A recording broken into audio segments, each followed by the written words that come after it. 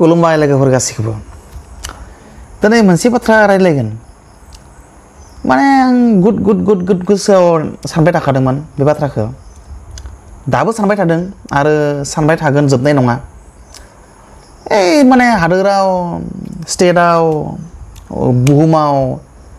मा कर'ना मरना सर'ना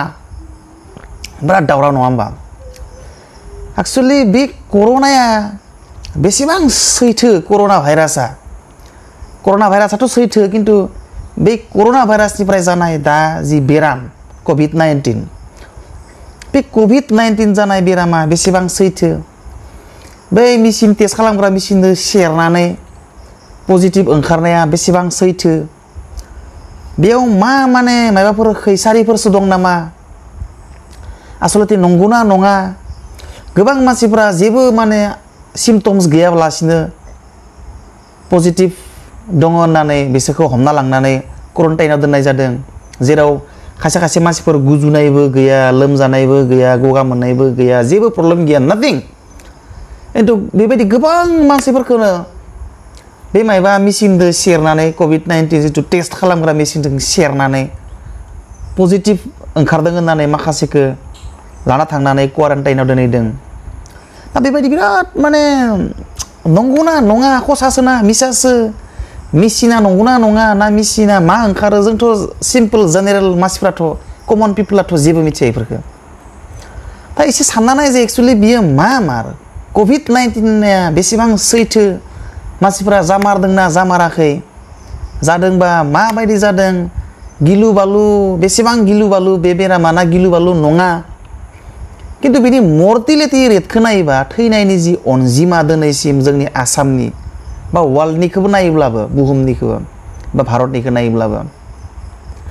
जोंनि आसामावथ' दिनैसिम 9-10 जन मानसिफ्रा थैबाय जानायाथ' गोबां जाबाय किन्तु जानायफ्राबो ओरैनो सिम्पल ओरैनो जोंबायदि साधारन मानसि जेबो सिम्पटम्स गैया देहायाव बेबायदि मानसिफोरखौबो लांनानै क्वारन्टाइनाव दोनहैनानै हिसाब खालामनायावसो दिनै मानसिफ्रा गोबां हाजार लाख जालांदों आरो इन्डिया बा वर्ल्डआव दा सानना नाय जायो एसे सानना नाय जायो आरो खदाय जोङो सोरबा बुंनायखौनो हय होनना सानबाय थाबाबो जाया एसे नेगेटिभबो सानना नायनो गोनां जायो नंमारगौना नंमाराबा ओरै माबाफोर बेयाव षड़यन्त्र कनस्पिरेसिसो दं नामा ओमफ्राय सानना नाय जायो आरो बेखौनो आंबो सानबाय थादों आरो गोबाङाबो सानबाय थादों ना बेयो मोनसे पलिटिकेल गेम नामा माने पलिटिकेल सोरबा लाबालाबनि थाखाय कर'ना बेमारखौनो ओरैनो बानायफ्लानानै दावराव खालामनानै मायबा पलिटिकेल गेइन खालामनो नागिरदों नामा बिदिबो सानना नाय जायो नङा होमबा मानो मर्टिलिटी रेटआ एकदम माने बाहायल' 9-10 जनल' बिबो बांसिन मानसिफोरा गुबुन बेरामजोंनो थैखागौमोनबो कर'ना बेमार जायामोनबाबो COVID-19 बेरामा जायामोनब्लाबो बै 9 जन मानसिफ्रा बा 9 जननि 60% मानसिफ्रा COVID-19 जाबा दाजा जायाब्ला बै मानसिफ्रा थैखानो गोनांसोमोन सोरबा केन्सार डायरिया माबा माबि एकदम माने डेडलि डिजिज जाखानायसोमोन बिसोरो थारमाने बेबायदि बेमार गोबां बेराम जादों किन्तु बेरामा थैथारा दिनैसिम माखासे मानसिफ्रा थैयाखै जोंनि आसामनि एग्जाम्पल लाबाय थादों आङो मानसिफ्रानो थैयै बेरामखौ माबायदि गिनो ओरैबो जायो गिखांबाय बुहुद आं भिडिअबो बानायखांबाय बेनि जिथु गिथाव बाथाव थासारिफोरखौ दिनै किन्तु एसे गिनाय भिडिअ बानायाखै आङो मानसिफोरखौ माबायदि गिनायनिफ्राय एसे साइडआव लाबोनो गियै खालामनो बेनि थाखायसो बे भिडिअखौ स्पेसियेलि बानायनाय जादों दा मानसिफ्रा एसे लोमजाबानो सन्देह खालामो एसे गुजुबानो सन्देह खालामो एसे गगा मोनोब्लानो माबा माबि जायोब्लानो सन्देह खालामो दा ओरैबायदि जाबाय देन जेबो बेरामानो गैला बुहुमाव लोमजानायबो गैला गुजुनाय बेरामबो गैला गगा मोननाय बेरामबो गैला जेबो बेरामानो गैला गुजुनाय जायोबा डाइरेक्ट COVID-19 नों COVID-19 नों खाथा जानाय नङा एसे लोमजादोंबा नों COVID-19 नों खाथा जानाय नंला माने ओरैबायदि जाबाय जेबो बेरामानो गैला दा बुहुमाव खालि COVID-19ल'सो दोङो गुजुनाय गैला माने गगा मोननाय गैला लोमजानाय गैला लोमजायोबानो COVID-19 सो जाग्रा जाबाय दानिया गुजुबाबो COVID-19 सो जाबाय दानिया गुजुनाया जे मोनसे सेपारेट माबा मोनसे बेराम माबा मोनसे इनफ्लुएन्जा बेक्टेरिया भाइरास माबा मोनसेनिफ्राय जायो दा जों बेखौ मिथिलिया खालि कर'ना भाइरासनिफ्रायसो जों गुजुनाया माबा मोनसे बेलेग भाइरास बा आं डक्टरनि टाइम्सफोरखौ बुजिया साइन्टिस्टनि माबा बाथ्रा बुंनो रोंनाय नङा आङो गुजुनाया बेक्टेरियानिफ्राय जायोना भाइरासनिफ्राय जायोना इनफ्लुएन्जानिफ्राय जायोना मानिफ्राय जायो जायखिजाया माखासे बेरामफोर दोङो माखासेया बेक्टेरिया माने भाइरास बा इनफ्लुएन्जा मानिफ्राय जायो खिन्थु जों दिनै जायखिजाया देहानि प्रब्लेम गुजुनाय गगा मोननाय लोमजानाय जायोबा जोङो मानिफ्राय जादों मिथिला डाइरेक्ट COVID-19 कर'ना भाइरासनिफ्राय जादों दा बेनिखायनो आं बुंनो नागिरनाय बाथ्राया आं सानबाय थानाय बायदिनो दिनै सासे असमनि famous doctor Satyakam Phukan senior most आरो खोब माने सिनियर मोस्ट आरो एक्सपिरियेन्सड डक्टर सत्यकाम फुकना दिनै CBI आव बियो कमप्लेन होदों केस फाइल खालामदों बियो जे कर'ना भाइरास COVID-19 होननानै दिनै एन्टायार स्टेटआव एन्टायार कान्ट्रियाव लकडाउन होबाय लकडाउन होनायनि नामाव बांसिन सोरबायदि मानसिफ्रा दिनै भुगिनांदों साख्रियाल मानसिया भुगियाखै दिनै लकडाउननि नामाव खारन लकडाउननि नामाव दरमाया बन्द जायाखै लकडाउननि नामाव गिदिर गिदिर बिजनेसफ्रा बन्द जायाखै मालाय सोलिगासिनो दं नेटवर्क बिजनेस माइबा बिजनेस गासै बिजनेसफ्रा खिन्थु लकडाउनाव फिसा फिनला कम्पानिस माइबा माइबि कम्पानिनि मालिका लस जायाखै कम्पानिसाव खामानि मावग्राफ्रा मजदुर लेबारफ्रा दिनै हाजिरा मावग्रा मानसिफ्रा दिनै पस्तायनांदों हाजिरा मावाबा ओंखाम मोनजाया सानसेयाव बोथिथाम ओंखाम जायो बोथिथाम ओंखामनि थाखाय सिन्ता खालामग्रा मानसिफ्रा दिनै पस्तायदों एन्टार काउन्टार लकडाउन होनायनि नामाव बै दुखिया मानसिफ्रासो बांसिन दुखिदों गुवाहाटीयाव केजिसे आलुनि दामा 80 थाखा केजिसे पियासनि दामा 80 थाखा लिटारसे पेट्रलनि दामा 84 थाखा फालौनि दामा 80 थाखा सबबो 80 थाखा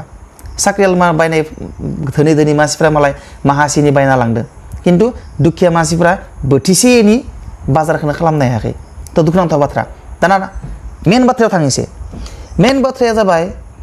Satyakam Phukan senior most doctor आरो एक्सपिरियेन्स डक्टर बियो CBI आव मोनसे कमप्लेन होदों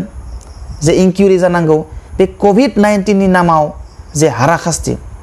दिनै बेमारा खासे मानसिया बेमार जादोंना जायाखै माने कुनु सिम्पटम्स गैया देहाया कुनु प्रब्लेम गैया बै मानसिखौ लाना क्वारेन्टाइनाव दोनहैदों आरो कान्ट्रिखौ लकडाउन दोनदों स्टेटखौ माने एन्टायार कान्ट्रि स्टेटखौ लकडाउन दोनदों खिन्थु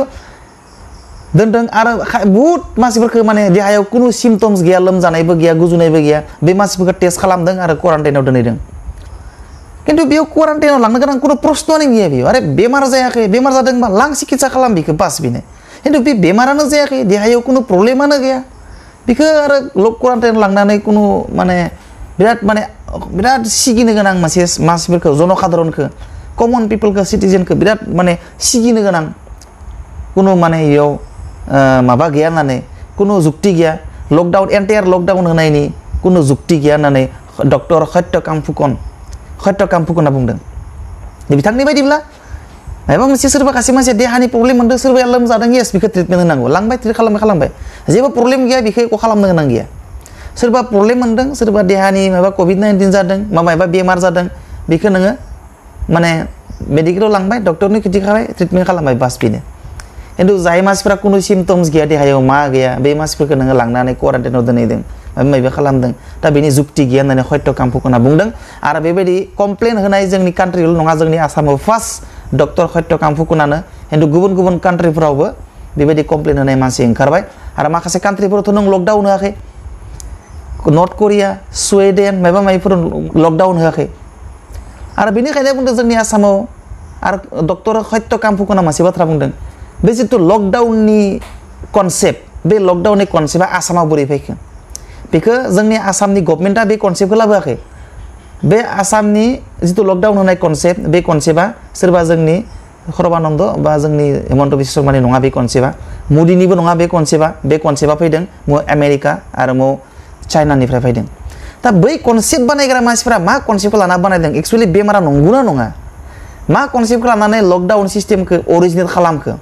आरो बेखौनो नुनानै गुबुन कान्ट्रियाबो आमेरिकायाबो लकडाउन होबाय बे लकडाउन कनसेप्टखौ मा कनसेप्ट लानानै बानायखो मा सिस्टेमाव लकडाउनावथ' नों बेमार होबथानो हायाखै दिनै लकडाउन होनानैबो बेमारा एखे स्पिडआव खारदों बे कनसेप्टखौ इन्डियायावबो मदिया लाना फैबाय लकडाउन कनसेप्टखौ इन्डियायावबो होबाय आरो बै कनसेप्टखौनो बिनिफ्राय बि उमुका लकडाउन होदो जोंबो लकडाउन होनि आमेरिकाया लकडाउन होदो जोंबो भारतआव लकडाउन होनि इटाली जापाना लकडाउन होदो जोंबो भारताव लकडाउन होनि भारताव लकडाउन होदो जोंबो आसामाव लकडाउन होनि तो बै गुबुननि सोरनिबा खासेनिफ्राय सोरबा खासे खोनाना लकडाउनखौ होबाय थालांदों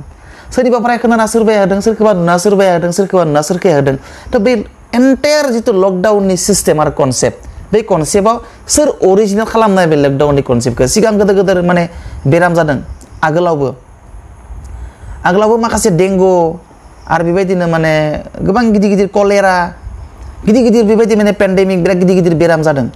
सन्देरग्रा बेराम खिन्थु बै पेन्डेमिकफोरखौ जेबो लकडाउन सिस्टेम गैयामोन लकडाउन खालामाखैमोन खिन्थु देग्लाय जितु लकडाउन खालामदों बे लकडाउन खालामनायनि नामाव जोंनि इक'नमि इन्डियानि इक'नमि आरो वर्ल्डनि इक'नमिया बहुत डाउन जादों आरो जोंनि जितु मानसिफोर जायफोरा कमन पिपोल बे कमन पिपोलनि पार केपिटा इनकामा बहुत ल' जालांदों आरो इनफेक्ट बै मानसिफ्रा बहुत भुगिनांदों लकडाउननि नामाव गोबां दुखिया मानसिफ्रा कमप्लेन खालामदों दुखिया मानसिफ्रा बे हादोराव जायगा गैया नामा दिनै लकडाउन होदों दुखिया मानसिफ्रा थैनांदों ओंखाम केजिसे बायना जानो हाया दालिया 80 थाखा पियासा 80 थाखा तेला थावा 80 थाखा दुखिया मानसिफ्रा बेनिखायनो बुंदों लकडाउन जाबाबो दुखिया मानसिया थैनांगौ पेन्डेमिक जाबाबो दुखिया मानसिया थैनांगौ जेरावबो दुखिया मानसिया थैनांगौ बेनिखायनो दुखिया मानसिफ्रा बुंदों लकडाउननि नामाव बेराम जानानै थैनायनिख्रुइ जोंखौ जुदि लामायाव लांनानै गावथारनानै फुथारजोब जुदि बे कान्ट्रियाव बे हादोराव दुखिया मानसिनि कुनु इम्पर्टेन्स आरो माने गैयाबा दुखिया मानसिया थांना थानायनि जायगा गैयाब्ला लकडाउन होनानै माने बिसोरखौ आदार मोनजाया खालामनानै बुथारनायनि अनगायै दुखिया मानसिफोरखौ लामायाव लाना फैनानै जोंखौ गावथारफायनानै बहुत गोरिब मानसिफ्रा कमप्लेन होदों तो गोलाव जाबाय भिडिअआ उनाव रायलायलायगोन बेखिनिखौनो आं मालायनि डक्टर सत्यकाम फुकननि बुंनाय बाथ्राखौनो बेयाव रेफारेन्स लाबोबाय डक्टर सत्यकाम फुकना माने CBI इनकुवारि खालामदों माने कमप्लेन होदों जे बे केसखौ इनकुवारि खालामनांगौ लकडाउननि कनसेप्टआ बोरै फैखो कर'ना भाइरासनि थाखाय लकडाउना बोरै जानो मोन्दों खसाके कर'ना भाइरास COVID-19 बेमारा जानाया नंगौना नङा बियो माबायदि एन्टायार माने घटनाखौ इनकुवारि खालामनो थाखाय सत्यकाम फुकना CBI आव माने केस फाइल खालामदों अके बाय सी यू नेक्स्ट